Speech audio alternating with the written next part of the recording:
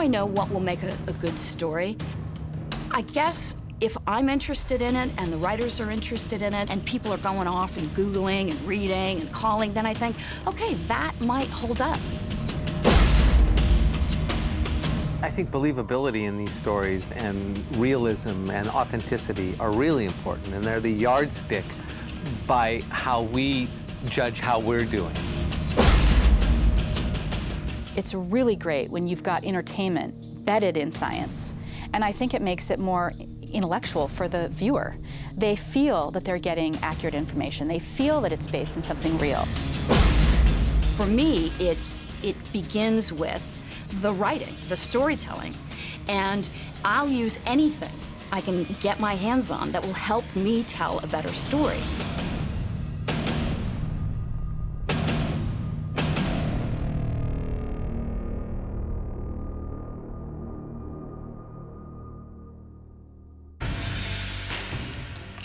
Here's what I want to do. I want to do a female serial killer. All right. Okay? And I want to do Hoyt. How do we bring Hoyt back? I don't think I could write a really strong crime show without doing a lot of homework. When I got a chance to become a reporter, it gave me the freedom to ask any question. And it gave me permission to dig and to find experts in fields and to get, the person who knew the most about a particular subject. And that was so invigorating and fascinating. I'm gonna make a note for myself. Look at transcripts of FBI serial killer seminar. What's interesting about Janet's background, being a reporter, is her sense of truth. Her sense of truth in her reporting, obviously, but also her sense of truth in storytelling. So Janet wants it to be authentic. She wants it to be real. She wants it to be believable. And she reminds us of that every step of the way. I wouldn't want someone on the outside trying to imagine what my job is. I wouldn't want them guessing. I also think that we ought to include the blood cottage. Yeah. Remember that stuff we read about? I didn't really realize how valuable my training as a reporter was going to be. Having to take piles and piles of research and information and interviews and condensing it into something that was effectively a narrative, because even when you're doing a news story, you have a beginning, a middle, and an end, was just phenomenal training for becoming a dramatist. Boston Strangler is a really great example. When you ask me about research, I mean, you're in some ways, I'm sort of a historian. And what's interesting about history is, depending on who you talk to, history shifts. DeSalvo confessed. Because he loved the attention. Told you, banana head. All right, then how do you know the details? You know, the apartment layouts, the way the bodies were strangled? Read his interviews. He was a serial rapist, in and out of the clink. Shared a cell with the real stranglers, what some think. The Boston Strangler was this killer among us. Who was he? When was he going to strike next? He might have killed someone right down the street. He might have killed someone you knew. So he was a murderer who was really in your life and something that you had to fear, which again gives our police officers a lot of stakes to getting this guy as quickly as possible. There's a sense of urgency. Albert DeSalvo may not have been the Boston Strangler. When I read that, I said, how can I come up with something better than that? How can I can't. You cannot make that up. And you think that everyone thinks they got the Boston Strangler, and maybe they didn't. Stabbed a guard, got 40 more years. And he was paroled last week. 2 days before our first victim was strangled. It all comes alive. It doesn't matter how many years ago it happened. And then you start doing the what if. What if they got it wrong? What if this guy who went down for the series of murders wasn't actually the murderer? And then when you find that's really true, that's recorded, a lot of cops didn't think he did it, then you think, whoa, that's a cool way of bringing something that we all have this sort of visceral hit about. Oh my God, the Boston Strangler. And then playing with that, using that as a jumping off point. And that's really the art of television writing, I think. Taking that research, taking that material, and finding a way to craft it into a compelling story. DeSalvo wrote a poem. People everywhere are still in doubt. Is the Strangler in prison or roaming about? Patty Doyle was your informant? Wow. You know, we asked the lieutenant to keep that quiet until we knew we didn't need him for our RICO case. That's gonna sound strange, but when I was growing up, we all looked up to Patty Doyle. The Patty Doyle character is interesting in that he's loosely based on Whitey Bulger, who, again, is timely and, of course, is inspired by Whitey Bulger and inspired by these news reports of Whitey Bulger. I wanted to do something connected to Rico and Patty Doyle in a federal trial, and I was looking for something that could put Patty on death row. I blamed myself. All this time, I thought that fire was an accident. I draw the line when I feel like fact and fiction collide. Massachusetts doesn't have a death penalty, for example. I really wanted Patty Doyle on death row. But I'm up against fact and fiction going, and I know we have a lot of people in Massachusetts who watch the show, and you don't want people pulling out of the drama because they think that isn't true. How do I get what I want fictionally? How do I tell this really good story I know we can tell and make it real? There was a witness, a neighbor, Mrs. Longstead. She saw Cal? I don't think it was Cal. Francine Longstead of 1299 Winston Street reports she saw a white male enter the basement right before the fire. I think the writer's job is to look at a real case that has 100 investigative beats and realize that what we have to do is we have to focus on the beats that are the most entertaining, that are the most surprising, that are the most emotional. They burned to death after he blew up their apartment. And you treated his burns, didn't you? We ended up interviewing 4 different federal prosecutors, 3 of whom had worked on the Gotti case. We rely heavily on that research so that we know that everything is realistic, everything is believable. But Dad, there's another way. We keep digging, we prove that Patty paid guests to set the fire. Patty gets charged with arson and he gets a death penalty. You gonna move? Let's find out what they think about this. Let's see if there's a piece of this that we don't understand that they can help us with. Being a reporter gave me the freedom to lift the stuff that was interesting and compelling and to use the tools that I have researching and transfer that into drama. Finally, the solution appears. You're going to testify against him. Well, what if he'd killed the family of law enforcement? Bingo, it's a federal crime. Guess what? Patty Doyle can be on death row. We can execute him. We didn't, but we can. He's there to be executed.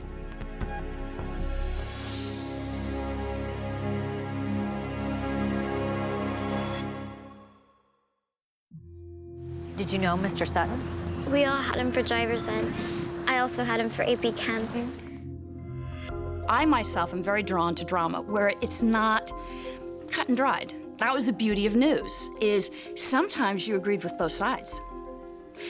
I like that because that's life. Life is messy. Life doesn't have solutions. And I love to depict that dramatically. We need to know who was driving. Yeah, they're best friends now, but human nature says they'll turn on each other pretty quick. They always do.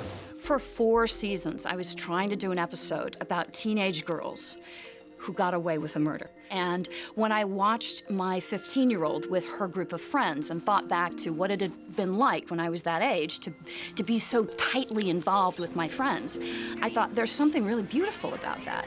And what if those girls, without meaning to, end up killing someone? And because of their connection to each other, will do that thing that no human grown-up would do, which is they won't rat each other out. And I hit him, I hit him, I hit him. We came up with a loophole so that you get to feel what the detectives are feeling, which is, through no fault of ours, we genius detectives and medical examiner, we can't get these girls. Identical stories. They worked this out, and there is no doubt in my mind that all 3 are willing to take the blame and go to jail. Can't you prosecute all 3? According to Massachusetts law, we can only go after the driver. We need 1. We've got 3. I was so compelled by that because I thought, okay, if Jane and Maura were 15, they would have died for each other. They would have covered for each other. They're both very morally centered human beings. But that relationship is so powerful. It's beautiful, though. What is it? That kind of friendship. And what's underneath it all, the heart of it, is what I wanted to show, which is the beauty of that connection with 15-year-old girls. I'd die for you. I'm not mature enough to understand what it means when someone says, you're going to jail for your life. I wanted them to say, I'm taking the bullet. No, you don't. No, you don't. You stay together. I will blow his head off. Don't do it. Whoa. It's over, Michael. It's really important to me when we create bad guys that they feel real, that they feel like they have mothers, fathers, sisters, brothers, that they function in a particular job, that they're multidimensional. Tell your father, Jennifer, what did that mean? It meant to live a goodbye speech. I would imagine that creating a character must be very fun and fascinating. As a forensic and clinical psychologist, the first thing that we're doing is kind of looking to see, well, what category of individual are we dealing with? It's important not only who did it, but what really makes compelling storytelling and goes beyond a report, for example, is why they did it. Understanding why they did it is part of what makes them human. It comes from your own individual brain, and we're so unique. It comes from our unique environments, and we all come from very different backgrounds. Chaotic home and family lives, poor neighborhoods or more violent neighborhoods. We know that that increases one's risk for also engaging in dangerous or violent behavior. Or someone who derived pleasure from hurting and harming other people. A second type of criminal, as I mentioned, may be mentally ill, schizophrenic or bipolar, and they may actually be fearful for their life. I thought I was going crazy at first, and I'm not crazy, you know. I think it goes beyond just asking a writer to make something up. I think viewers are so sophisticated, and I think we're exposed to so many different worlds on television and in print now that we kind of smell it if we feel like somebody's made up some bullshit. I want to make sure we've done our homework. There's so much here. We've got the blood cottage, we've got all that serial killer research, we've got a female serial killer, which A way to bring Hoyt back. Yes. This is good, and it's fresh. Yeah. And I think having Hoyt be a part of this, literally seeing Hoyt, even if it's a dream sequence, will really make the episode strong. Hello, Jane. I'm sorry to have to wake you.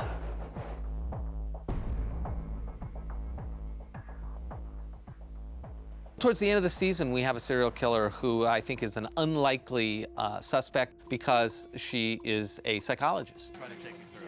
Jane. Serial killers are sort of really a very niche area of criminal behavior. A typical criminal, you commit murder and you're less likely to ever commit murder again. We're very interested in them because they look like us, they talk like us, they eat, they drink, and they kill. See no evil, hear no evil, speak no evil.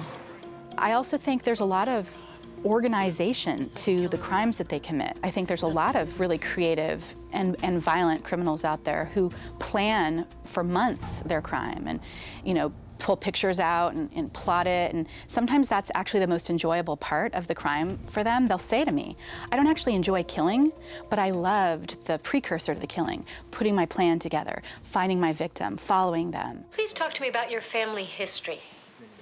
I'd like to know the details of the first time that you killed a living thing. When I was a reporter, I was lucky enough to go into many prisons, and I actually interviewed 2 different serial killers.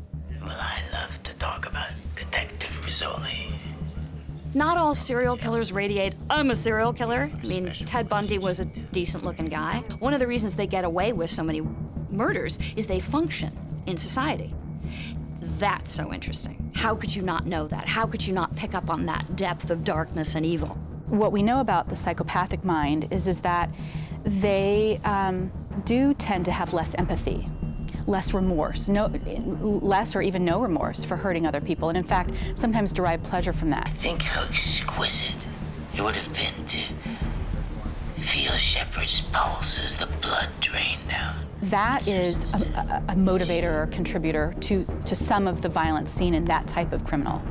So how do we put that character into an episode with our incredibly brilliant detectives and medical examiner and have them not feel like something's off here, something's weird here? So what you do is you bury the darkness around a very presentable exterior. You think the serial killer is working his way through my book? I don't know.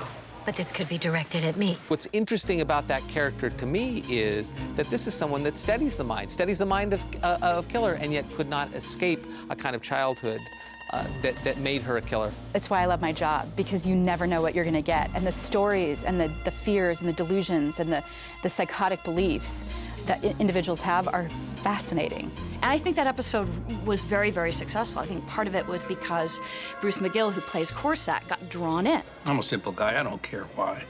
Just want to stop him. She's very winning and very sweet and very non-threatening. And plus, she's an expert in serial killers. But I can take a look at the area on my way to the next seminar at 4. I'd like to go there with you. That was a very interesting character for us to deal with and to play with and to work with. If you're a PhD and an MD, you're not gonna be a serial killer, are you? The final scene needs to be a showdown between Jane and our new serial killer. That's great. Yeah? Absolutely. I think we're on our way to another episode.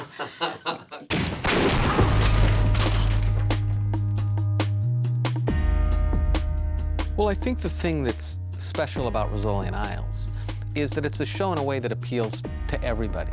So a husband and wife can watch the show, and the husband can be more interested in the hard-edge crime investigation, can be more interested in the crime itself, while the wife might be more interested in the personal relationship between the women. You can borrow these. We want people to know us, and we want them to know our dirty little secrets. You wouldn't like me if you knew this part about me. And that's what I wanted for Jane and Moore to be able to do. So you put people in a world that we're all captivated by. We're all interested in cops and law enforcement and criminals. We are. And you put these people in there that feel so real to you, and you think, I'll go anywhere they're going. But I want those flashes. I, as a writer, want those flashes of authenticity that make me say, oh, man, I felt like that. I'm so glad she said that. It's beautiful, though. What is it? That kind of friendship. It's why we turn to fiction, because we're all in the middle of trying to figure out what's life, what's purpose, what are we doing here? I mean, I don't know that I'd die for you, but I'd come damn close. Me too, Jane. Me too.